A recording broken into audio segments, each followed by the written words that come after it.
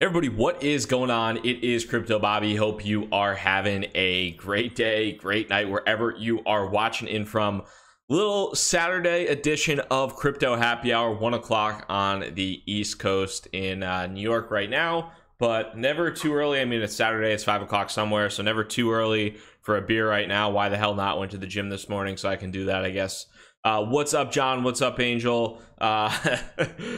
Incoming market crash. Hope not. I hope not, because I'm long across the board right now, so hopefully we don't get the dreaded crypto happy hour dump, because that is never a fun time. What's up, Christian? What's up, Evelyn, Marco, Morford? What's going on, folks? Hope you are having a good one. I wanted to pop in today just to talk a little bit about what's going on, obviously answer any questions that you might have in general, but it's been a relatively calm past few days, even with, I talked about it yesterday, but it's been a relatively calm past few days, even with some of the China continuous FUD that just always comes out. And I hate the word FUD. It's the dumbest thing out there, but China is kind of fear, uncertainty, and doubt there. And then on the other side of the spectrum, the ETF denial, and then the retraction on the denial of kind of what that meant, what that means as a whole, but how they're reviewing the ETF rejections, which basically just sound like they're going to re-reject them again. But the market didn't really move negatively whatsoever. So yeah, it's been a relatively calm week for the most part, which has been nice after some pretty crazy weeks in the past. Would love to hear if you guys, I don't know if it's too early for you right now, but I got a just random Pacifico from the fridge. But if you guys are drinking anything at all that's decent, let me know, whether it's water, coffee, wine, beer, whatever it might be. Would love to hear that. And if you are watching this right now, hit that thumbs up button, hit the like button, helps to get this video out to as many people as possible. We'll definitely appreciate that.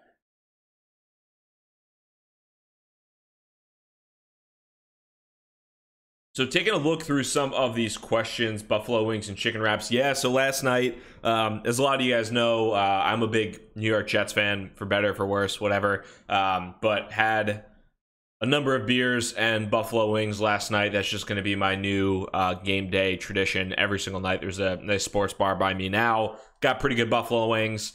They don't have buffalo chicken wraps, but I can do buffalo wings. I can do boneless buffalo wings as well.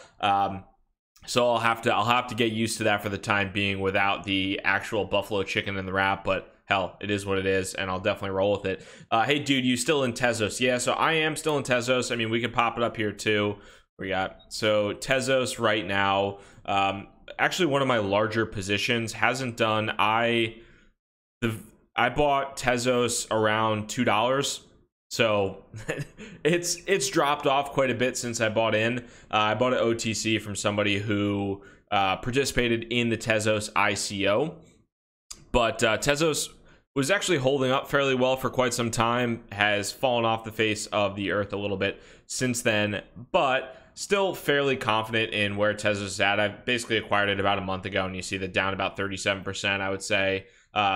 That's probably where I'm at for the most part right about now. Was when I got into Tezos and kind of where my cost basis was. On the other end of the spectrum, though, I do think that Tezos really, well, you can see back here the December timeframe. I think Tezos pumped up to $11 or something like that, but that was Tezos futures. It wasn't actually like real Tezos, and it's not on any exchanges whatsoever. I mean, I've talked about this in the past, but we got XTZ.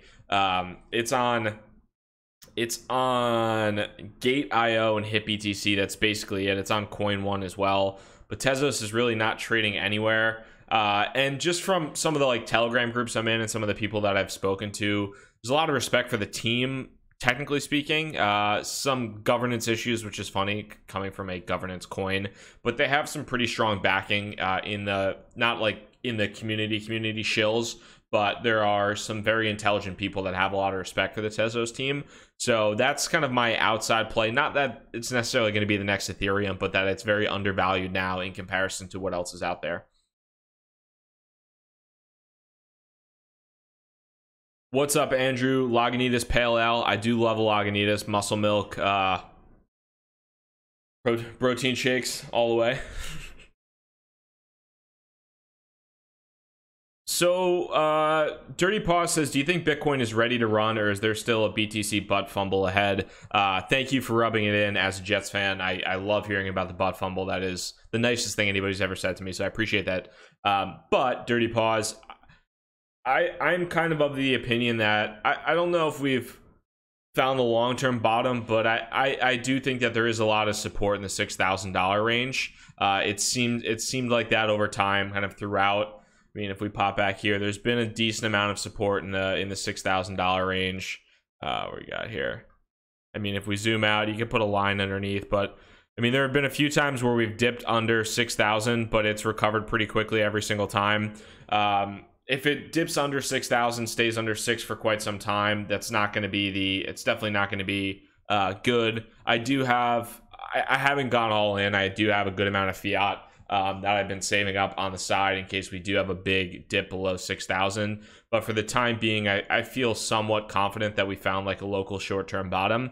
And I think that we've gotten a chance to kind of move past a lot of the negative news. I'm sure there's going to be more crap when the Bitcoin ETFs get denied again, but I think that the market has kind of moved past that and accepted the fact that a Bitcoin ETF is not getting approved anytime soon, and nobody's really selling off due to that.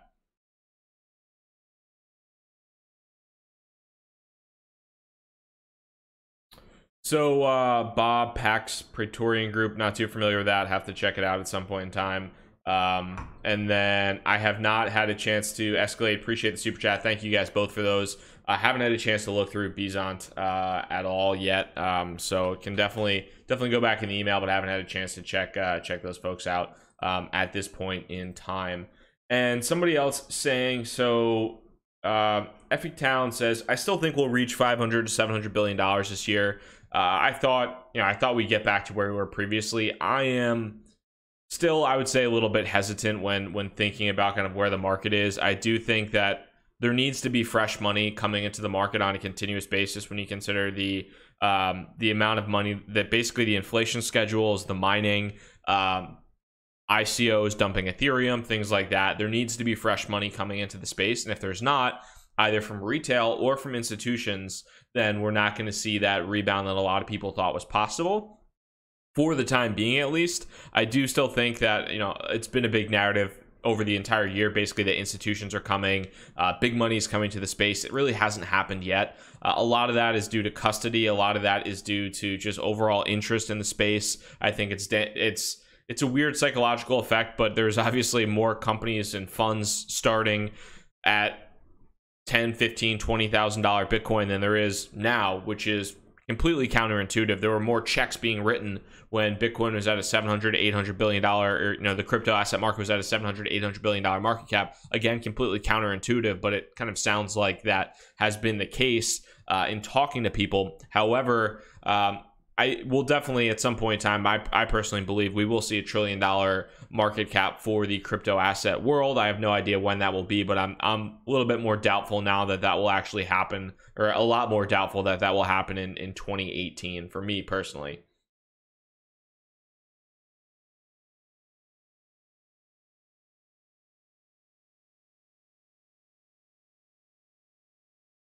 So what do we got here? What do we got? Yes, Glade, you can definitely re-forward me the email, man. Custody is a bullshit excuse. Coinigy is all the custody solution needed for honest organizations. That's not true. That's not true at all. I mean, I'm in Telegram groups with crypto hedge fund managers that are managing millions and hundreds of millions of dollars, and literally custody was talked about ad nauseum the other day. It's not there yet. There are a lot of solutions out there, but custody is not perfect, and it is something that is holding back organizations. As much as people like Coinbase and some of these other companies, Coinbase, Zappo, whatever, they're not. Coinbase is still not necessarily a startup, but it's not an established financial institution like a Fidelity or a State Street or something like that might offer a custody solution as an alternative to Coinbase. So I don't think that custody is the only reason, but it really is. It's a problem that needs to be overcome. Custody, insurance, kind of a combination of the two.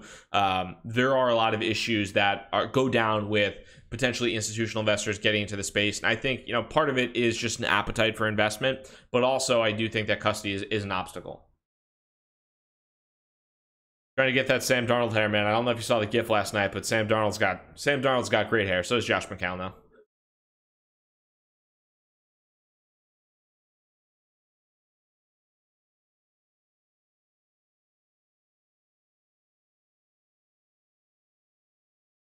So looking through a few more of these questions, is this a good level to accumulate? Well, I mean, we don't necessarily know what the bottom may or may not be. Oh, let's pop this back. So we don't necessarily know what the bottom may or may not be, but when you're talking about just the total market capitalization, I mean, we'll put it back to the last year. For me, this is a pretty decent level to be accumulating at, and I did personally. I bought a good amount of Bitcoin at the $6,800 mark. Previously, it was a few weeks ago. Right now, I'm down a little bit. I was down even more when Bitcoin dipped to the 63, 6,200 range. But I felt comfortable accumulating not just like a dollar cost average, but a good amount of Bitcoin for fiat at the $6,800 mark. That was kind of a place where I have, and now I'm saving money on the side in case we dip a lot lower, because kind of one of my long-term goals outside of trading some of these altcoins is to accumulate more Bitcoin, because I am confident in Bitcoin in the long run. I do think that, you know, while Bitcoin is where it is right now, I do think we are going to see Bitcoin increase in valuation over time as, you know, there's kind of a lot of issues around the world with political instability and economic instability. You see places like Venezuela and other things like that. Granted, Turkey as well, the Turkish lira, a lot of different issues across the world. Granted, Bitcoin has not necessarily been the best store of value in the past 6 months. Let's not kid ourselves, but long term, as an investment, when you kind of look at things at a macro level, Bitcoin has done well from a store of value standpoint. And I have kind of been one to look to accumulate as much Bitcoin as possible, and that's kind of my mindset at this standpoint. Bitcoin is trash, says Bryce Olson. What about Bitcoin is trash, and do you like any alternatives, or are you just kind of saying that for the hell of it?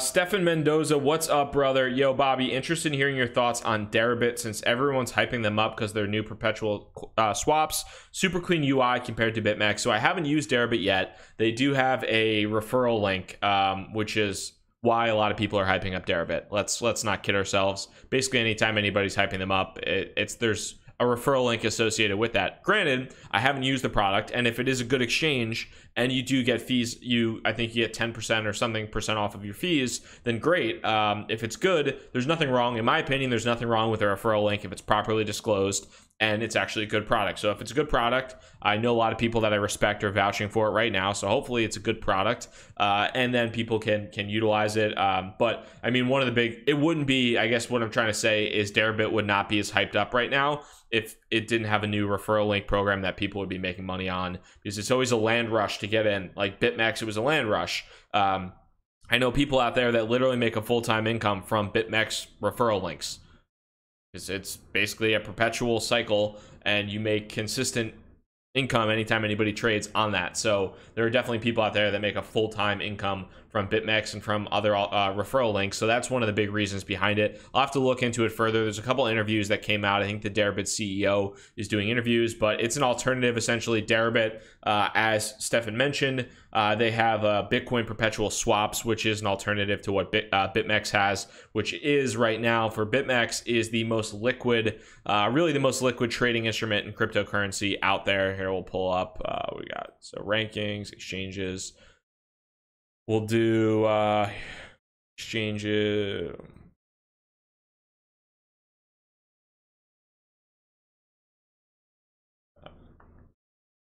Exchanges all. Here we go. Oh no, wrong one. So I have no idea what Bit4X is. No clue. But BitMEX does $3 billion of, here we go. So BitMEX's perpetual swap does like $3 billion a year. It's actually not even Bitcoin, it's a derivative of Bitcoin. And I mean, there's a huge market there. BitMEX is incredibly profitable. You're not trading spot Bitcoin, but that's why a lot of people are excited about Deribit as well.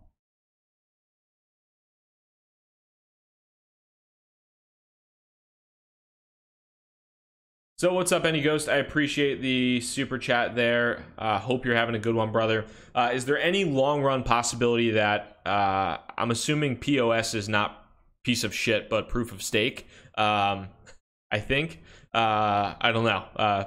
Either proof of stake or piece of shit, who knows? But is there any long run possibility that POS alts could wind up crushing Bitcoin due to the mining centralization? I'm assuming proof of stake, due to the mining centralization issues with Bitmain that continue to worsen. I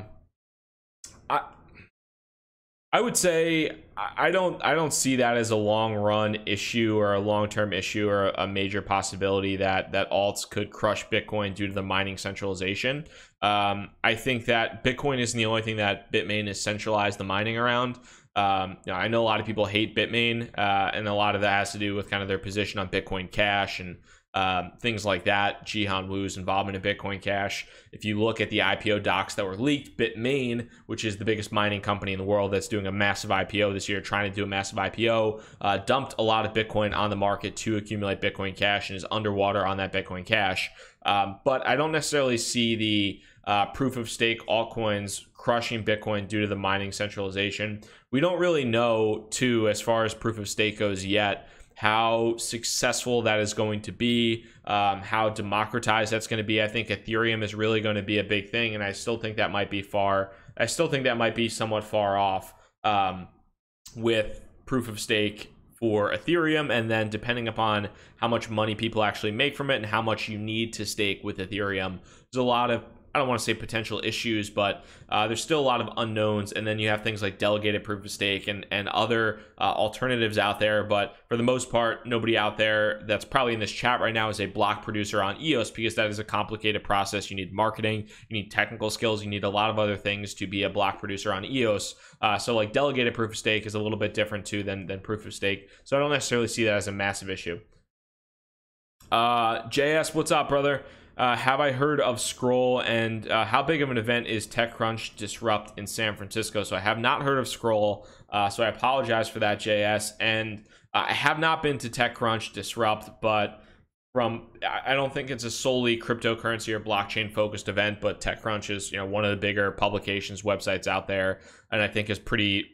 TechCrunch Disrupt is, I think, pretty well admired in the in the tech community, especially in the Silicon Valley, kind of like insulated community there in SF. So I would definitely, if you want to check it out, I think it's not cheap, but if you have a company paying for it, if you have discounted tickets, probably worth going to.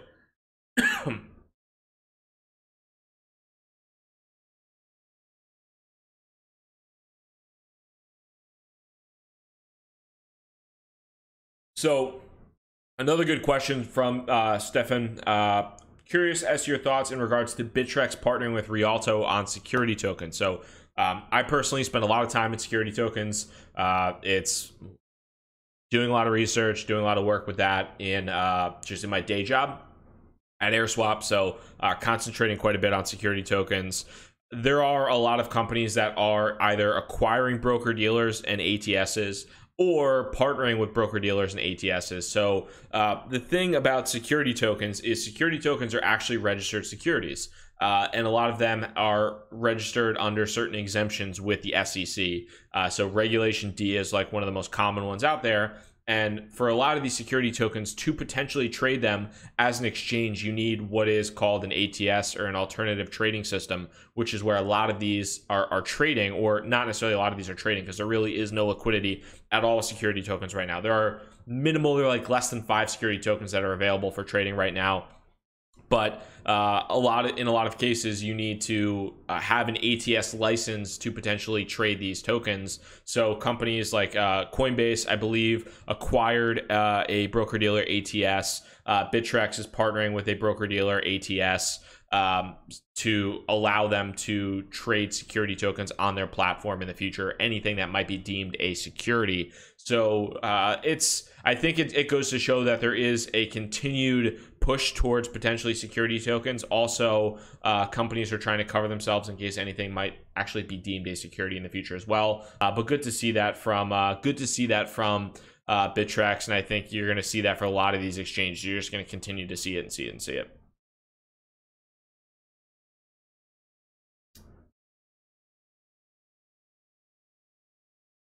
What's up, Retro Fred? MLB, Crypto Baseball, and other D apps exploding. Crypto voxels, blah blah blah. Consider getting in next boom. So I mean, the thing about where is it? MLB, Crypto Baseball. So I've actually checked this out. It's kind of cool. They did a nice job on the website. So here we go. If you guys haven't checked this out, it's mlbcryptobaseball.com, and so I don't have MetaMask actually on this on Brave browser right now, but it's actually pretty. I mean, it's pretty cool. You can buy basically trading cards. You can buy, trade, sell these baseball cards, and it's from Major League Baseball. Like, it's actually a Major League Baseball partnership, which is pretty cool. And I thought just overall they did a nice job on the website. However, I would say that, like, one of the big things and the biggest, I mean, there are a lot of, I think, complaints people have about Ethereum, but and a lot of complaints kind of just across the board from these like DApp platforms. But there is not a lot of adoption yet from decentralized applications. We're trying to get there, but the overall interest is down quite a bit. I think that, you know, this type of investment in this type of, not necessarily investing in the cards, but companies like the Major League Baseball and these partnering with these kind of DApp solutions out there. This is built on Ethereum.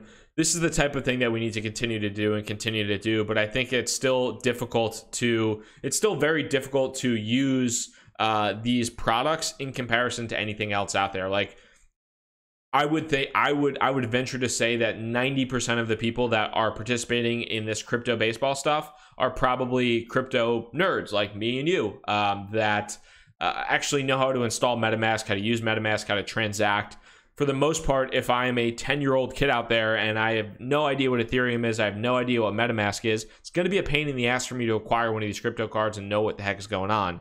So it is something that, you know, might bring new users into the space, but it's not in. There's still a lot of usability issues that will require us, that people are building solutions to, but we're just not there yet, at least in my personal opinion. Taylor Mallinson, can I be your daddy? I don't know. Do you have one? I might not be old enough for that. I'm certainly not responsible enough for that. Yeah, it's very similar to CryptoKitties. I mean, but this is kind of cool. I mean, if you see the website, it's pretty interesting, and it literally is. I mean, if you go to the bottom, it is Lucid Site is one company, Major League Baseball trademarks, with the permission of MLB trademarks. So I mean, it's not like some scammy website or anything like that. It's actually like backed by Major League Baseball.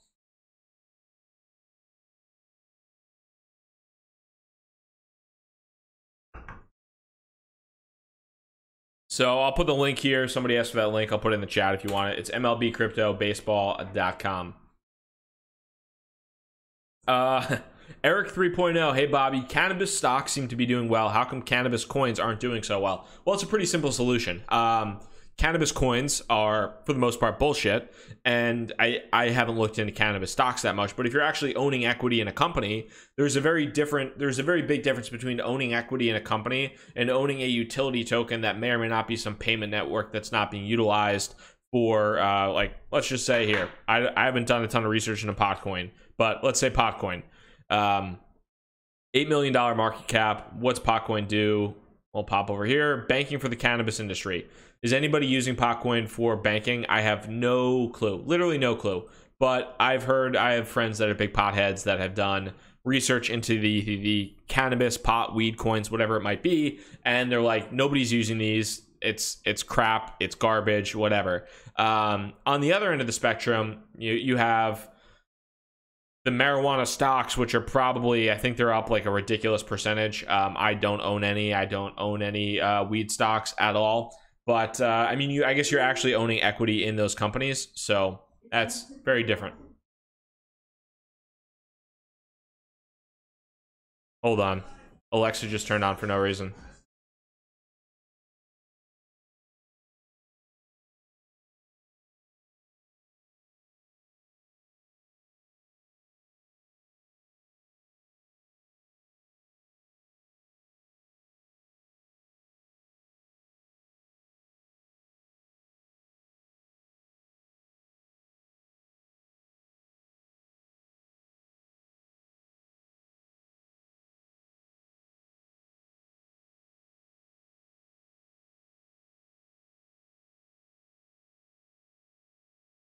So apparently I have music and Alexa is not turning off my Sonos. So thank you, Alexa. I really appreciate it. I have music in the background if you guys can hear some sweet stuff. I'm an idiot. Alexa, turn the music off. Fuck. Jesus. Give me 1 second. I'm gonna beat up Alexa. Jeff Bezos, I hate you.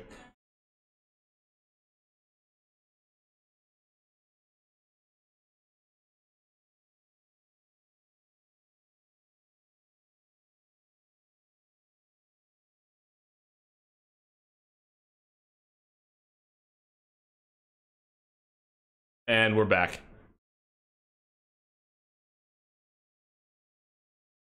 Alexa, what's the price of Bitcoin? I'm kidding. Shit. No, we're good. We're good. We're all right. Oh, that needs to stop. AI is actually abusing me. It's the other way around. It's the other way around.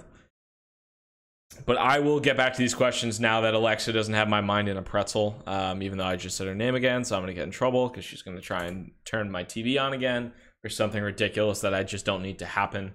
But popping through these questions.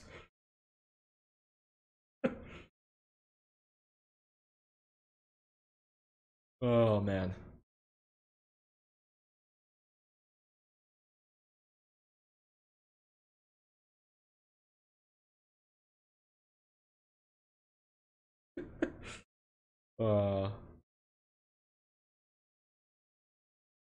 Somebody said Polyswarm has been holding up well this month. Still holding? Yeah, I am.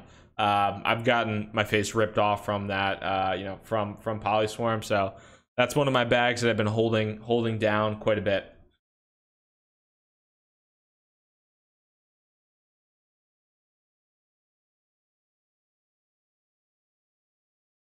So start shooting some questions in. I have a fantasy football draft at 2 p.m. So we'll run up until a few more minutes prior, or we'll run up until a few minutes prior to the fantasy football draft at 2 p.m. And then I'll probably order more buffalo chicken because why the hell not? Because fantasy football, beer, buffalo chicken, it all goes together. It all goes perfectly.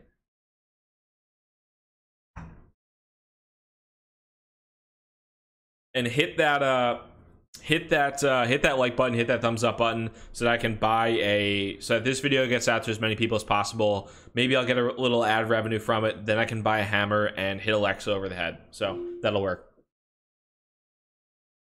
Have I talked, Frank, what's up, brother? Have I talked about upcoming interviews? So,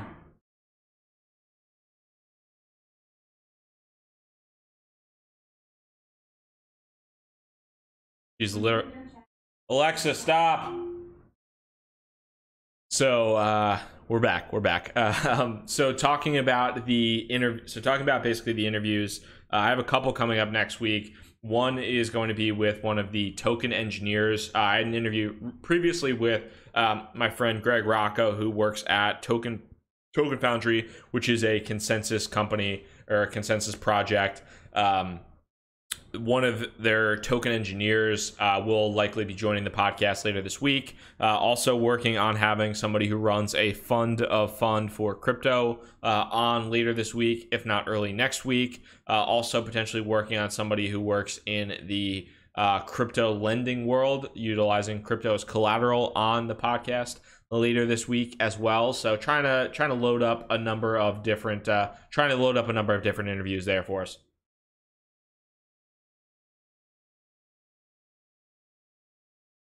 Eric, am I doing a crypto fantasy league? It's actually at work, so it's a couple of the guys and girls from AirSwap is who we're doing the fantasy league with. So we're just doing the draft today. Don't do it, Keith. Don't do it. Veradilth, how come you are not at the Voices of Blockchain conference in Chicago? I have a couple of conferences and things like that coming up later this month. So I'm not didn't have time to go to Chicago. I'm going to be at one in San Francisco, I think September 13th and 14th of obviously September. So that's in like 2 weeks. And I'm going to Malta for a conference. It's CZ from Binance is going to be speaking there. I'll be moderating a panel. Justin Sun from Tron the Prime Minister of Malta. You know, with me and Tron, as a lot of you guys know, I am a huge Tron supporter, big Tron bag holder, just big fan across the board. So I'm really excited. I think Justin's son might try and fight me. Who knows? We'll see. Tron is my #1 pick. Show my draft picks. Heather, they will be recorded interviews, most likely. They'll be most likely recorded interviews. So, Mr. Black Sheep, what's going on? How do you think Bakkt will affect the market when it's released? So Bakkt is an interesting one. They've come out with, here we go, Bakkt crypto. So Bakkt is going to be, I think, fun to watch, and there are a lot of people now. So now it's. I'll preface this too, that it's interesting to. It's interesting to see the narrative change, because a lot of times people are like, oh, we need a Bitcoin ETF. We need a Bitcoin ETF.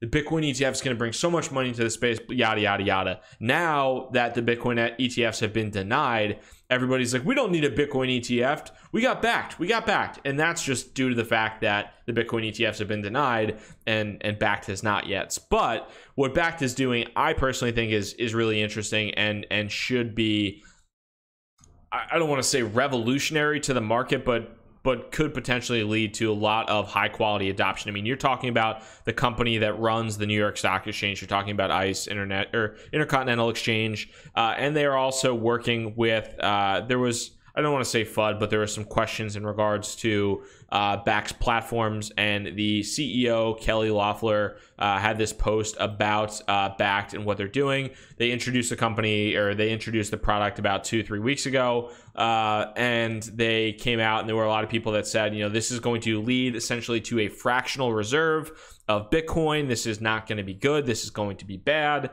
And they're talking quite a bit about a couple different things they talked about as far as price discovery, and they also talked about the fact that their Bitcoin contract will not be traded on margin or use leverage,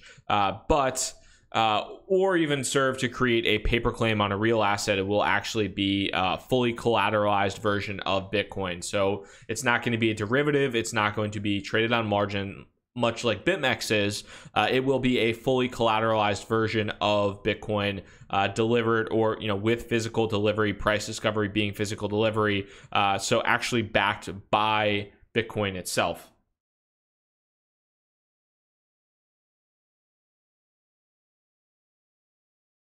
So, and that's exactly what I was saying, Anton, is people are saying Bakkt is better than an ETF. ETF is useless for Bitcoin. I would argue to say that, you know, both are positive from an investing standpoint, or if you are looking at Bitcoin as an investment. Neither, and specifically an ETF is kind of the counterintuitive in many respects to what Bitcoin stands for, because you're going into a brokerage account, or somebody, or an entity out there is going into a brokerage account and buying what may or may not actually be Bitcoin. For the ETF, it's Bitcoin futures. That's actually not Bitcoin whatsoever. You're buying a financial instrument tied to the price of Bitcoin, or potentially tied to the price of spot Bitcoin, and the futures might influence spot, vice versa, things of that nature. Bakkt obviously a little bit different, but the ETF itself is, you know, it's not, you're not buying spot Bitcoin, you're not buying real Bitcoin, you're buying a trading instrument based off of that.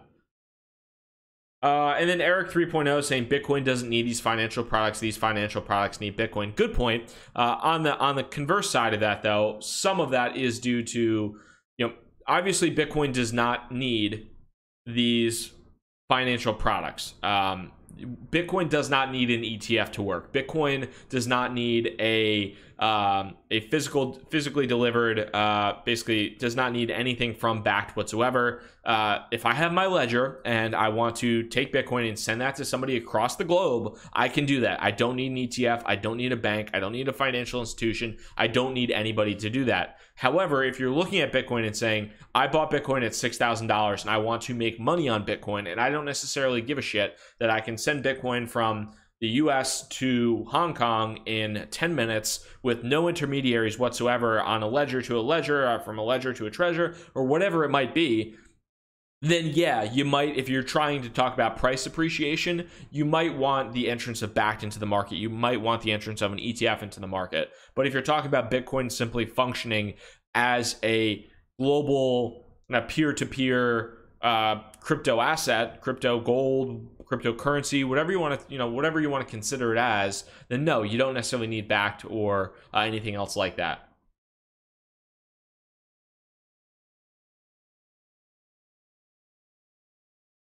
Eric, it's gone 9 years without. That is true. That is true. But we've also gone from a point where Bitcoin was, when I got into Bitcoin, the entire crypto market was $13 billion. Now we're at a $200 billion market, and Bitcoin is a vast amount of that. And you do need more money to come into the space if you're talking about price appreciation. It's a lot easier to pump the price of some of these crypto assets when the market caps are smaller, when the volumes are smaller. Now we're talking about pretty significant volumes across the board. We're talking about just a much more sophisticated market in general. Pop over to CoinMarketCap from a volume standpoint. I mean, we have about $10 billion in daily volume right now. Previously, let's go back to historical snapshots. So where was it? Well, let's say when I got into crypto, what was the volume? That's just the market cap. Too bad. Well, let's see. Volume, nope.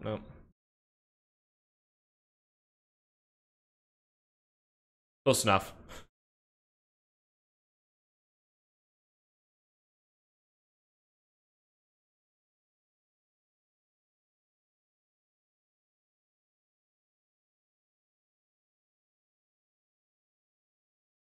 Danny, good question. No, I don't think that's a bad question. The bull run in 2017 was brought on by what age demographic? Most likely, is this a bad question? No, I don't think so. I mean, for me personally, and this might just be because I'm, I guess, a somewhat younger dude, but the vast majority of my, I would say, traffic, like demographic wise, is between like 20 and 45 years old. I do think that crypto assets are primarily, like right now, I mean, you're talking about, it's a tech savvy, for the most part, it's kind of a tech savvy demographic, so it skews younger. I mean, I think your grandma and grandpa could actually go onto Coinbase and pretty easily buy stuff. I think the user experience is such where it's not that much different than buying with, going to a bank account or utilizing a Charles Schwab or a TD Ameritrade or anything like that. So I do think that there was, money put into the space from the older demographic, but I would say the vast majority would probably be like the most impact in money would probably be between like 25 and 40 would be my best guess. Mostly male as well. I mean, if you're going from a demographic standpoint, you'd like to see more women in the space, but I think it started off nerdy and just kind of very the vast majority, at least from my standpoint and what I've seen, is it's like 90 to 95% guys right now in the industry, which would ideally change at some point in time if we're going to see just more adoption and better things across the board. But right now I would say a younger male driven demographic that had the biggest impact potentially in 2017 and is still sticking around for right now for whatever reason, who knows.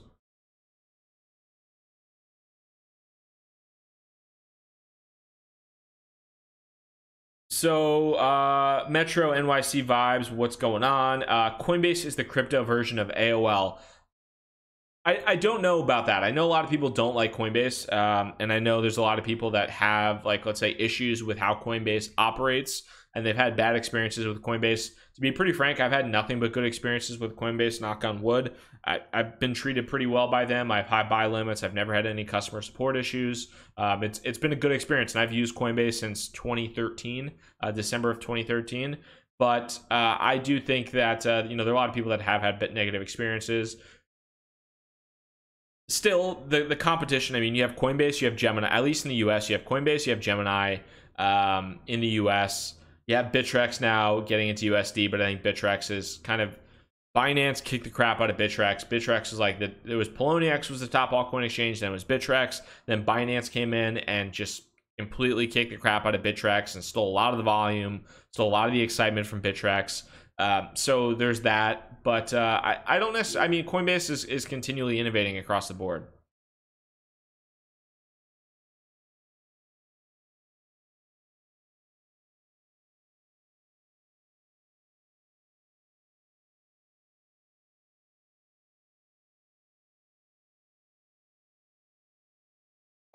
So, Connor, hey Bobby, first time in the chat on here, long time listener. What's up, Connor? Hope all is well. Any thoughts about XRP being traded as world currency? I'm not a big XRP guy. It's just I don't always get along with XRP Army on Twitter. I know some of you might be an XRP Army. Maybe you love XRP.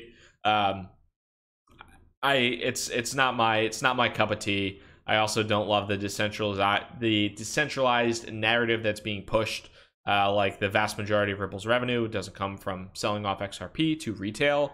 But I am honestly amazed at how diehard the Ripple fans are on like Twitter and online. Like they are absolutely like, will try to fight you, kill you, murder you, whatever, if you say a bad thing about Ripple. And I'll fight them and I'll go toe to toe. But they, you know, there's XRP Army is a bunch of ride or dies. Let's not let's not debate that. But I personally, I mean, I'm not against trading it, but I would not own XRP for the long term, not at all.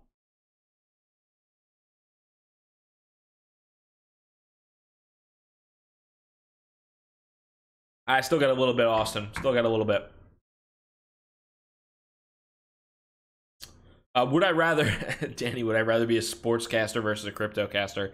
I love football. I mean, that's my outside of crypto. Somebody else yesterday, I forget who it was, on Twitter was like, how do you have time to watch football and do crypto? I'm like, you make time. I love football. I will always watch football. I will always sit in front of the TV on Sundays and on Monday nights and drink beer and eat buffalo chicken and watch my Jets suck and then watch Red Zone because I love football and it's the best thing on planet Earth. So I mean, but the crypto world is, I would rather be doing this than any type of sports casting.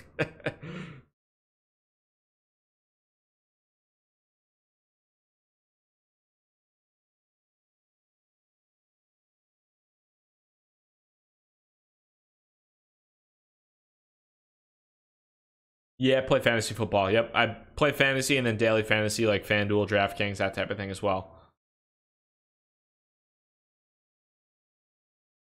What's up with Nano lately? Nano's been crushing it recently. I forget exactly. I mean, somebody in the comments, I wish my man Kyle was here. But Nano is up. Nano, I think, bottomed out pretty damn hard and I mean, well, Nano's still down. Let's see how far is Nano down, just in general. Let's see. Nano.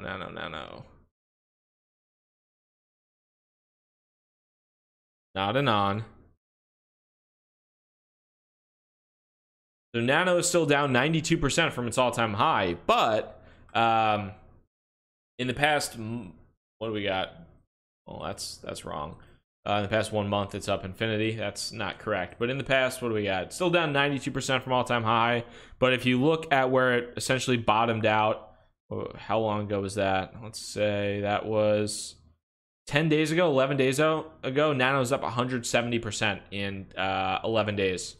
So Nano's absolutely crushed it. Somebody might be able to say exactly. There was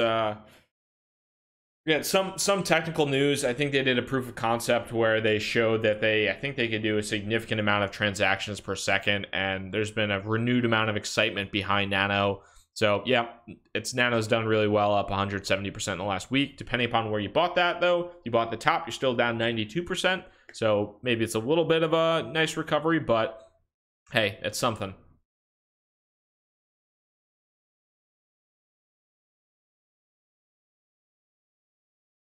What's up with BitMEX? Is it the worst thing ever to happen in crypto because it takes all the liquidity away from the spot market? Also, Arthur Hayes doesn't seem to be believer in the tech. I mean, Arthur Hayes is a businessman. Like, he has the largest exchange by volume. They print money. It is the most liquid exchange as well if you are trying to trade futures. If you are trying to trade, I mean, not only Bitcoin, but BitMEX has, you can trade, you can long or, and this is the big thing, you can short what some people deem are shitcoins. So if you don't like Ripple, you can short Ripple. If you don't like Tron, you can, just for clarity's sake, you can trade both long and short with leverage Bitcoin, Cardano, Bitcoin Cash, EOS, Ethereum, Litecoin, Tron, and Ripple. And those are some juicy trade pairs for a lot of people. Like, there have been many people that I know that have rode Litecoin down, Ripple down, Tron down, EOS down, and shorted that stuff like to freaking oblivion. And as that's fallen off, like, I mean, that's the thing about BitMEX is, hey, you know, I'll pull up Binance. We got BitMEX is down where from the top. I think this was when mainnet launched. But BitMEX is down a cool 66%. It's down 2/3. If you were trading this with any bit of leverage on, kind of shorting this with any bit of leverage, it's just gone down and down and down and down and down. You know, you've made a damn fortune. So I don't think necessarily BitMEX is the worst thing to to happen to cryptocurrency by any stretch. But also, BitMEX is not always the most reliable trading engine in some cases. But the interesting thing too is the pump the other day when BitMEX was down, I believe, for an hour on scheduled maintenance. It was public. It was literally a blog post about it. It was a tweet about it. This is scheduled maintenance. This is scheduled maintenance. And the second BitMEX went down, the market just pumped all hell. And a lot of that is due to just, I think, an over-reliance on BitMEX in the market as a whole. But I don't think BitMEX is bad for the market necessarily. I do think that it's also, I mean, it's basically an unregulated exchange. And if you're talking about regulation in the US, it might make things difficult because it is the market leader and has such a massive influence and impact on the market.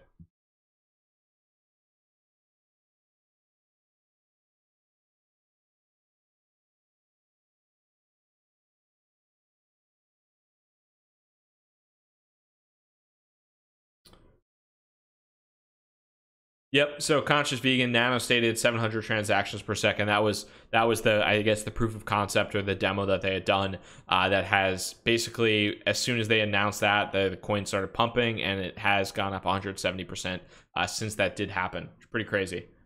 Sunil says security tokens are the next big thing.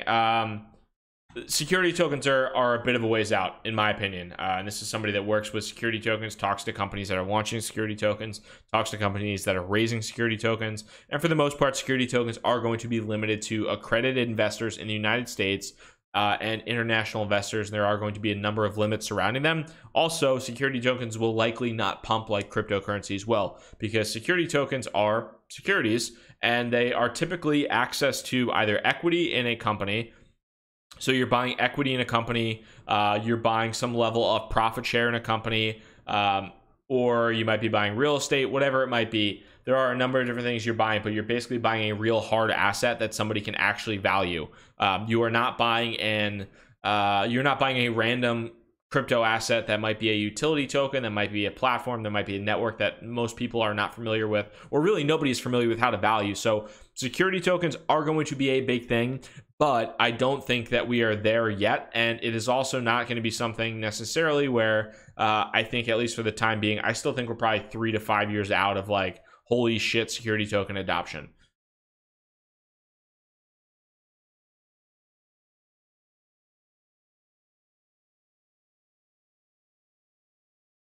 And guys, outside of that, I do have a fantasy draft in 10 minutes. I should probably go and sign up, or just get situated and ready for that, grab another beer, hang out a little bit. If you enjoyed this video, I really do appreciate you guys hanging out for another episode of Crypto Happy Hour. Hit that thumbs up button, hit the like button, gets this video out to as many people as possible, and is always very much appreciated. We'll be back for another YouTube video tomorrow, so stay tuned for that. We'll pump something out tomorrow, so hopefully you guys enjoy that. But really do appreciate all the time. Naima, thank you so much. Always good to see you in the chat. Hope you're having a great day, but hope everybody enjoys their weekend, whether you're drinking water, wine, coffee, whatever it might be. Take it easy, everybody. Peace. Peace.